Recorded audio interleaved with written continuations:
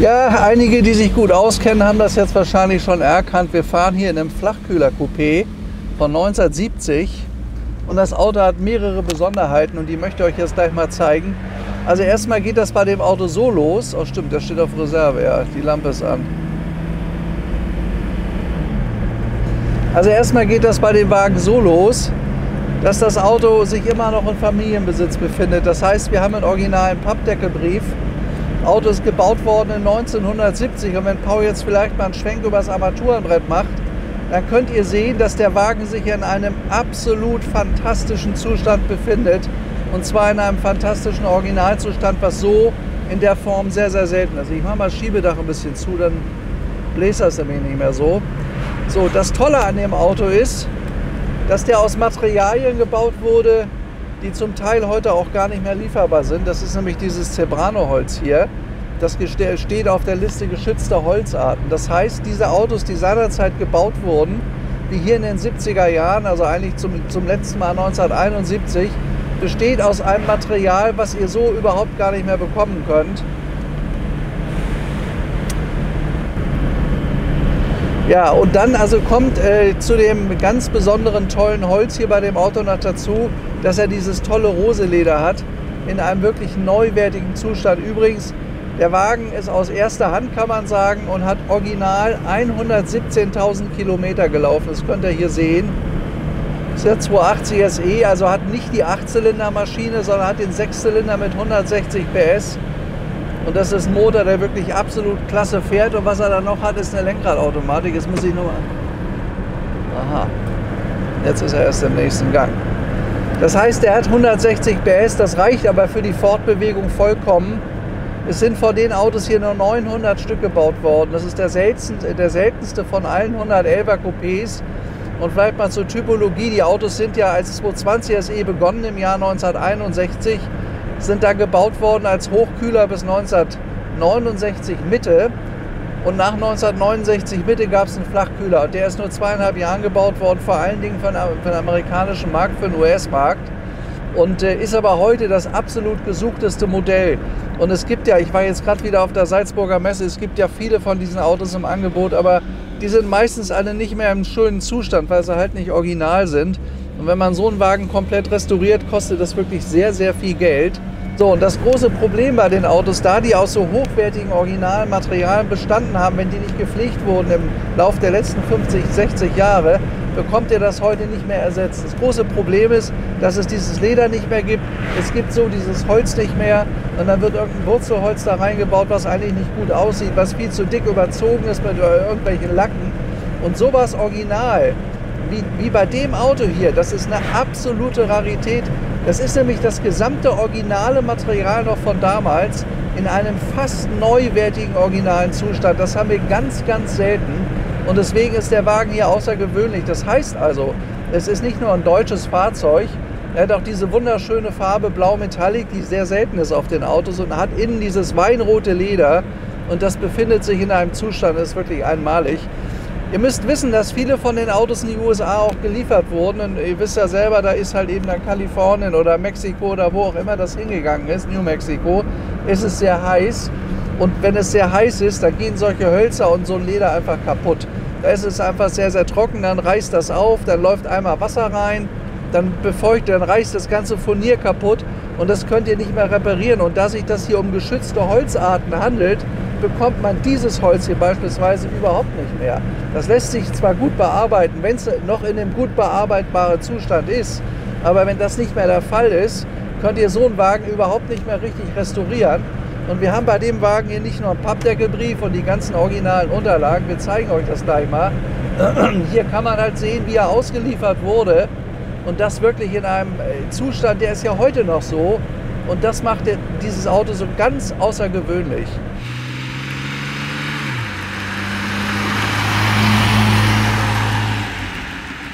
Er hat eine gute Ausstattung, er hat hier vorne zum Beispiel 4 elektrische Fensterheber, er hat hier vorne ist die Taste fürs elektrische Schiebedach, das ist da. Dann hat er hier die Belüftungsanlage, da die Heizung. Es funktioniert auch alles gut, das könnt ihr hier sehen. Machen wir mal rein, dass es nicht warm wird. Hier hat er ein Becker Europa-Radio. Ja, und dann hat er eben diese wunderschöne Lederbrille, die gab es ab 1969. Hier, das ist der Drehzahlmesser. Und wenn ihr euch diese Armaturen anguckt, die sind oft voller Pickel hier, auch im Chrom, weil sie nicht mehr gut erhalten sind.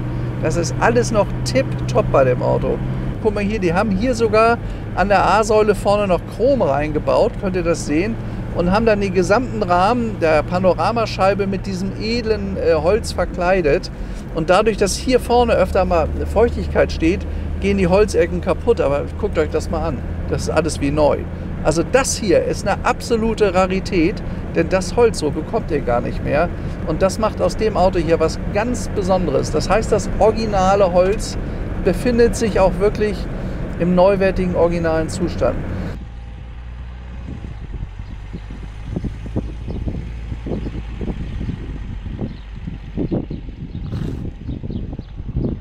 So, jetzt könnt ihr euch mal dieses wirklich tolle Armaturenbrett anschauen. Dieses wunderschöne Auto in diesem Blau-Metallic. Wenn ihr hier reinguckt, hat er dieses weinrote Leder und dazu sage ich euch gleich noch mal was.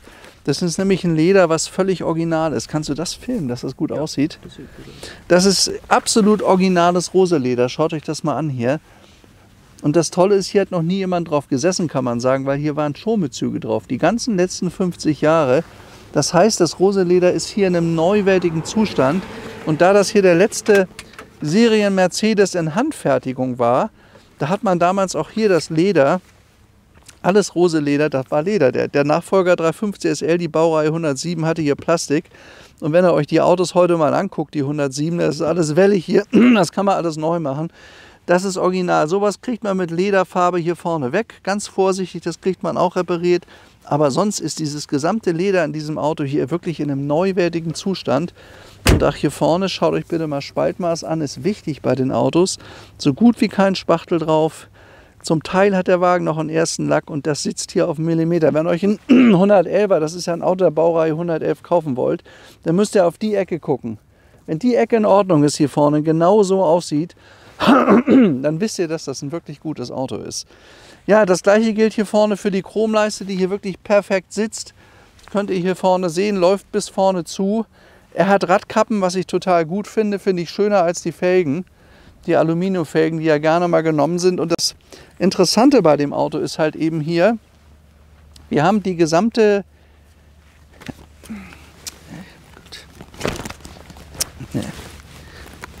So, Moment.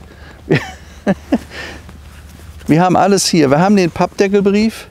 Da ist ein Stempel drauf, ungültig, das ist ein umgezogenes Auto, ist da mal vererbt worden, das ist die gleiche Familie. Und hier Rosenheimer Stempelchen. Das ist halt eben der erste Brief. Und das, was hier drin steht, lässt sich alles dokumentiert nachvollziehen. 2 Eintragungen, das war hier sein Onkel. Gibt also 2 Besitzer. Dann haben wir hier, ach Mensch, sag mal, es fällt alles runter heute. Da haben wir hier die Original-Datenkarte zu dem Auto, wo man sehen kann, das ist wirklich alles Matching. Er hat ja auch eine gute Ausstattung, 280 SE Flachkühler. Könnt ihr sehen da vorne, das ist auch der Flachkühler. Da sieht man noch einen Unterschied. Der hat diese Gummilippe eingezogen in der unteren Stoßstange. Das haben die Vorgänger Hochkühler nicht gehabt. Die hatten massiv Chromstoßstangen. Das hatte sich geändert. Der Kühler war flacher, aber vom Design ist das hier einer der schönsten Mercedes-Coupés, finde ich, die es überhaupt gibt. Dann gibt es noch für die Original-Hirschmann-Antenne, die er auch hat, das kleine Heftchen. Also bei dem Wagen ist alles original vorhanden, wie es eben einfach auch gehört. Ja, 2,8 Liter ist 190 Stundenkilometer schnell gewesen, hatte 160 PS, die 2,8 Liter Maschine, die auch standhaft war, standfest war. Und der Wagen wiegt ungefähr so 1,5, 1,6 Tonnen. Viele waren da damals in weiß oder in silber oder in schwarz, aber blau-metallic mit diesem roten Leder. Es gab damals 2 Rottöne, das Knallrot und das gedeckte, etwas dunklere Rot. Er hat das dunklere Rot. Ich finde, das sieht total edel aus. Und man hat das Auto immer gepflegt und er stand immer in der Garage, er ist immer sauber gemacht worden, er ist gewartet worden bei Daimler-Benz. Da ist auch der ganze Chrom an dem Auto hier überall in einem fantastischen Zustand. Das könnt ihr unten an der großen, dicken Chromleiste sehen. Die ist fast neuwertig, die Radkappen sind neuwertig. Hier vorne der Chrom, toller Zustand. Der Fensterchrom hier vorne ist wirklich hervorragend. Schaut euch das mal an. Auch wenn man hier ins Schiebedach reinguckt, das ist alles sauber. Und dann kommt halt eben dieses Leder dazu hier.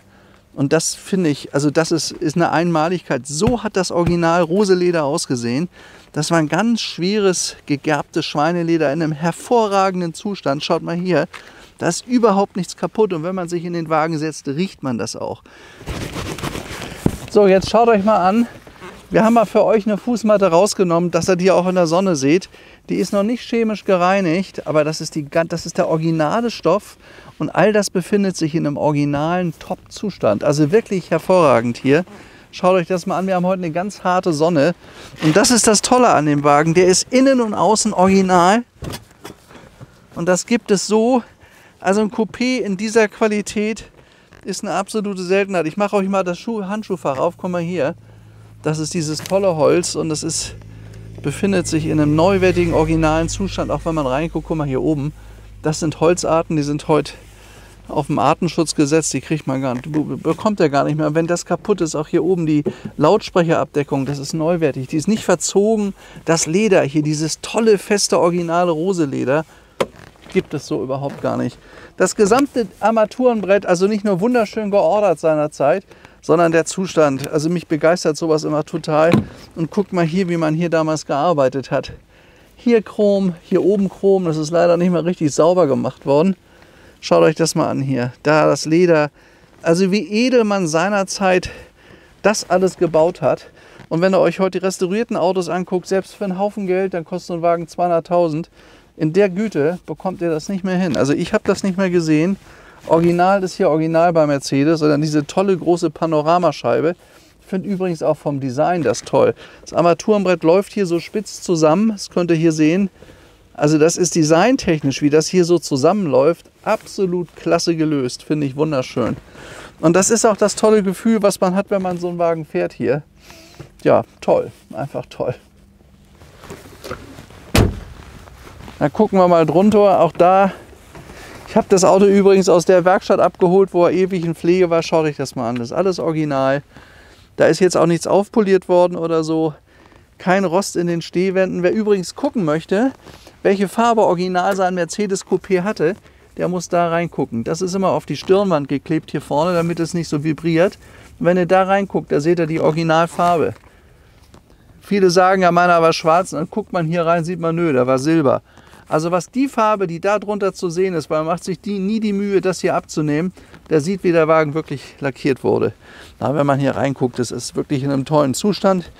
Hier vorne ist die gesamte Ausstattung immer auf dem Plättchen, Baureihe 111. Könnt ihr hier vorne sehen und da ist dann die Fahrgestellnummer. Ja, Einspritzung hat er damals gehabt, das kann man sehen links. 6-Zylinder-Reihe kann man auch erkennen. Motor läuft wirklich gut. Das reicht ja eigentlich, ne? Ja. So, da das Auto jetzt aber sein Leben lang natürlich auch gebraucht wurde, auch wenn er wenig gelaufen hat mit 117.000. Vor 40 Jahren hat mir der Besitzer gehabt, ist hier vorne mal jemand in die Ecke gefahren. Und in den 80er Jahren ist sowas nicht perfekt repariert worden. Also eigentlich sieht man es kaum, aber hier hat er mal, da ist er mal irgendwo gegengefahren auf der Seite. Ist halt noch der originale Kotflügel. Das kann man heute besser lackieren und reparieren, das würde ich vielleicht auch machen. Aber mein Gott, das hat er. Und hinten auf der anderen Seite hat er eine Miniaturbeule. Die kann man rausholen. Da gibt es ja heute so einen Beulendoktor, das kriegt man weg. Aber sonst ist der Wagen wunderschön im Zustand. Was er übrigens noch hat, das sind die Nebellampen hier vorne. Die gehören da rein, das sind die Bosch-Lampen, die kosten heute sehr, sehr viel Geld. Er hat sie und auch Zustand gut. Und da das Auto immer von älteren Herrschaften bewegt wurde, sieht man auch hier keinerlei Einschüsse vorne im Lack. Also ist alles wirklich vorzüglich erhalten. Da fehlt ein kleines bisschen, na gut, das kann man meinetwegen noch ausbessern, aber ansonsten ist der Zustand wirklich schön von dem Auto. Also ein richtig gutes Auto. Und hier haben wir einen der absoluten Chancen und Möglichkeiten, seltenen Möglichkeiten, Occasion, so einen Wagen hier zu erwerben. Und der ist gar nicht mal so teuer. Der kostet knapp über 100 und das in der Qualität ziemlich einmalig. Deutsches Ersthandauto.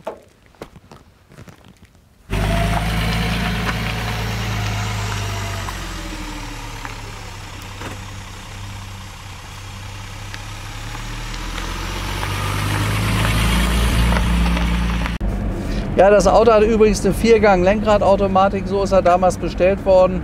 Dadurch hat man sehr viel Platz hier unten, da wo normalerweise der Hebel für die Mittelautomatik ist. Wo der Hebel für die Mittelautomatik ist, hat man hier eine schöne Ablage, wunderschön groß, auch original. Teppich hier noch, wie gesagt, das gesamte Interieur bei dem Wagen im Originalzustand befindet. Und man muss dem Auto wirklich zugute halten, das ist ein originaler Jahreswagenzustand. Das habe ich bei einem 50 Jahre alten Auto, gibt es sowas wie gar nicht. Und das ist dem geschuldet, dass der immer mit Sitzbezügen gefahren ist und den Wagen extrem gepflegt haben muss.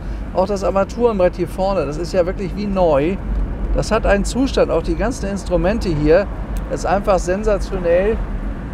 Jetzt können wir herrlich mit diesem riesigen Schiebedach fahren. Damals die Mercedes-Coupés konnten sich ja noch den Luxus leisten, ein ganz großes Schiebedach zu haben, was man natürlich toll fahren kann. Das Tolle bei dem Coupé übrigens, er hat ja keinen Mittelpfosten und dadurch zieht das überhaupt nicht. Also wir können hier mit einer komplett offenen Scheibe fahren, ohne irgendeinen Zug zu haben und dann noch mit Schiebe. Das ist ja praktisch wie ein Cabriolet.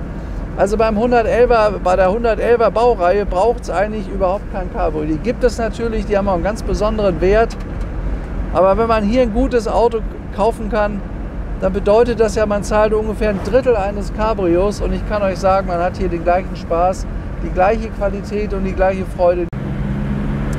Also laufen tut der Wagen wirklich vorzüglich. Hat auch sehr gute Bremsen, er hat ja 4 Scheibenbremsen. Ich wüsste jetzt auch gar nicht, was man hier machen sollte. Vielleicht mal eine Inspektion. Ich glaube, die letzte Zeit hat der Wagen ein bisschen gestanden. Er fährt sich aber wirklich toll. Und der Besitzer, der den Wagen sagte, ich möchte ihn die nächsten 20 Jahre als tollen Oldtimer fahren, benutzen und halten, der hat hier einen wirklich erstklassigen Wagen. Wenn da die Sonne drauf scheint, sieht das total irre aus. Da merkt man, was das für ein schönes Holz ist. Finde ich persönlich auch schöner als Wurzelholz. Gefällt mir viel besser.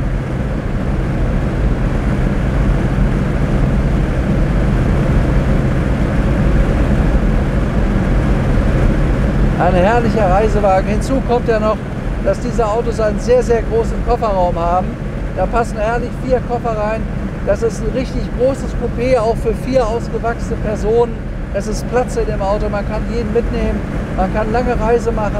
Die 6-Zylinder-Maschine gilt als äußerst zuverlässig. Also wirklich ein schöner Wagen, toll zu fahren. Guck mal, da in der Ecke siehst du gerade, wie schön das aussieht. Jetzt guck mal, jetzt kommt das hier rum. Ach, wie herrlich. Was ist das? Ein schönes Armaturenbrett. Wunderschönes, tolles Holz. Das muss man hier ein bisschen kleben da. Also wirklich klasse.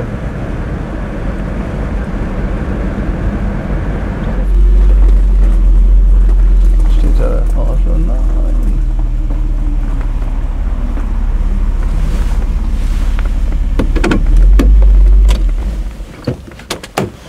Ja, ein wunderschönes Mercedes Coupé aus dem Baujahr 1970, eine wirklich tolle Probefahrt, kann ich euch absolut empfehlen. Vieles Original in dem Auto, was man so nirgends mehr zu kaufen bekommt. Und deutsche erste Hand, Pappdeckelbrief, also mehr geht nicht, mehr können wir nicht zeigen. Wieder mal Cargold-Qualität, ein Top-Auto, steht jetzt hier bei uns in Beuerberg. Also bis zum nächsten Film, macht's gut, euer Stefan Luft, tschüss und ciao.